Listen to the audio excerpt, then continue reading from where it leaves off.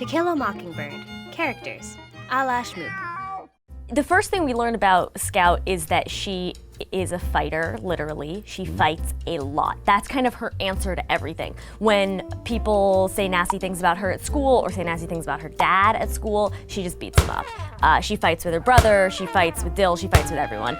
And she also just doesn't take any crap from anyone. You know, when Jem says some mean things about her, she doesn't take it and she just fights back.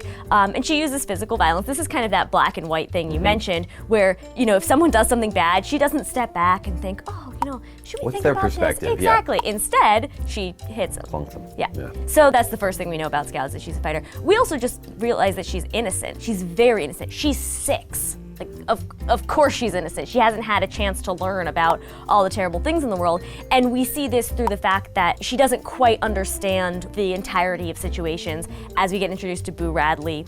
From the beginning, we as readers are like, there must be something else going on with Boo Radley. He can't be this evil haunted house. That's not a real thing.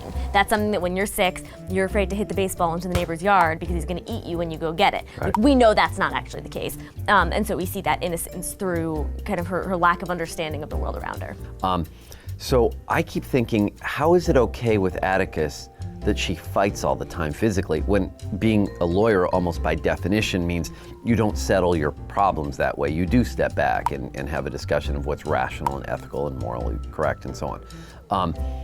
So what's going on with the physical violence? Doesn't that seem strange to you? Yeah, it totally doesn't. I mean, Atticus isn't okay with it, but we have to remember that she, as you mentioned, grew up without a mother. She grew up with Atticus and Jem, these 2 men in her life, and she's kind of trying to prove herself as a girl. This takes place back in the 30s, so you know, this is a time when women were seen as weaker and less capable, and so Scout's kind of trying to just prove herself and say, you know, I can be a boy with the rest of them, and she becomes this tomboy character. When we think of Scout, we don't think of a little girly girl, we think of a tomboy, and we see her looking up to women like Calpurnia as opposed to her aunt who's like a little bit more ladylike, and she's like, what's the point of being ladylike like this? Instead, she's looking up to Calpurnia who's more stern and more rigid, and so we kind of just see her looking around her and taking in the characteristics of the people she's around, and she's not around, you know, ladylike,